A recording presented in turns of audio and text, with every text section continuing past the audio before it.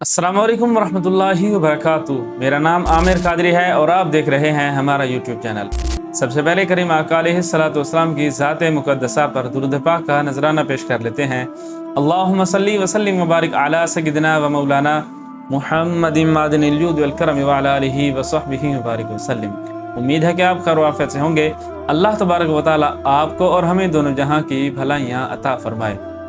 سامعین عزیز وقار، ہمارے آج کل کی ینگ جنریشن کا ایک مسئلہ سامنے آ رہا ہے کہ ان کے ذہن میں یہ بات پتہ نہیں کس نے ڈال دی ہے کہ وہ یہ کہتے سنائی دیتے ہیں کہ ہم دین کو خود سے پڑھ لیں گے۔ یہ کوئی سائنسی راکٹ تو نہیں ہے کہ بذریعہ کسی سے مدد لی جائے، کسی سے سیکھا جائے، تو اس کی کوئی ضرورت نہیں ہے۔ ہم خود سے قرآن و حدیث کو حل کر لیں گے، ہم خود سے اس کی تحقیق کر لیں گے، کسی استاد سے، کسی عالم دین سے، کسی شیخ الحدیث سے، کسی سے ہمیں کوئی پڑھنے کی ضرورت نہیں ہے، کسی سے سیکھنے کی ضرورت نہیں ہے۔ ہم خود ہی اس کو حل کر لیں گے، ہم خود ہی اس کی تحقیق کر لیں گے، جبکہ یہ بات غلط ہے۔ کہ ایک محاورہ بولا جاتا ہے کہ جس کا کام اسی کو ساجھے۔ اگر ہم حجامت کا کام کسی موٹر سائیکل کے کاریگر سے کروائیں گے تو پھر ایسے ہی لگے گا کہ کسی طریقے سے بال کہیں سے بڑے ہوں گے، کہیں سے چھوٹے ہوں گے۔ عجیب ماحول بنا ہوگا کہ لوگ اس کو تان و تشنیع کریں گے کہ تیرا دماغ تو خراب نہیں ہے کہ یہ کہاں سے بال بنوا کر آئے ہو۔ تو اسی طرح کہ جب ایک انجان سا بندہ قرآن و حدیث کی خود تحقیق کرنے بیٹھے گا تو خود سوچیں کہ وہ اس کی کیا حالت کر دے گا۔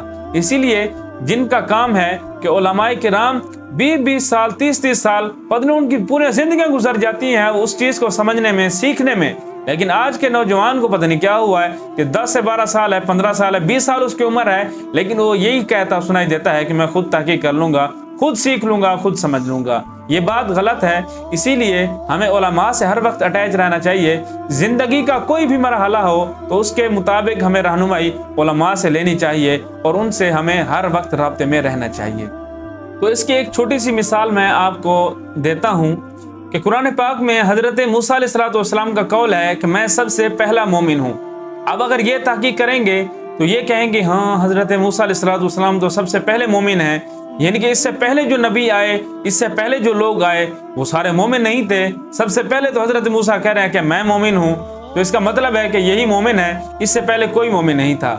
تو جب ہم اسی چیز کو علماء سے رہنمائی کے لیے پوچھیں گے، ان کی بارگاہ میں جائیں گے، تو پھر وہ ہمیں کھول کر بتائیں گے کہ حضرت موسیٰ علیہ السلام نے جو فرمایا ہے کہ میں سب سے پہلا مومن ہوں، تو یہ ان کے زمانے اور ان کی قوم کے لحاظ سے تھا کہ وہ اپنی قوم میں یا اپنے زمانے میں سب سے پہلے مومن ہیں، جبکہ ایسا نہیں ہے کہ حضرت آدم سے لے کر حضرت موسیٰ تک سب سے پہلے حضرت موسیٰ علیہ السلام جو ہیں وہ مومن ہیں۔ ایسی بات نہیں ہے۔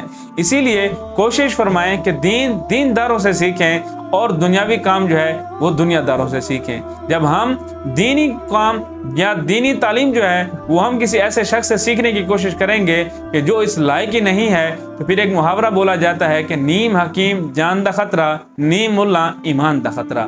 تو کوشش فرمائیں کہ دینی تعلیم علماء کرام سے ہی سیکھیں، انہی سے ہی رہنمائی حاصل کریں۔